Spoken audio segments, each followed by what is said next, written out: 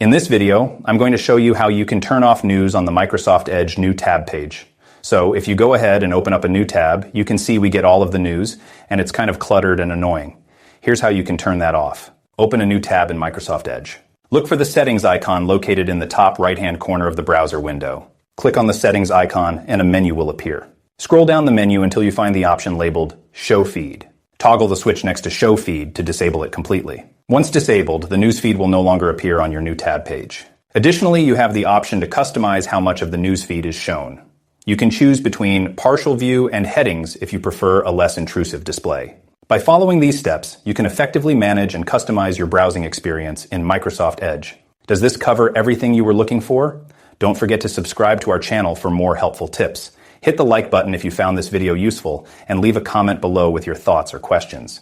And I think that you will also like these videos. Check them out here.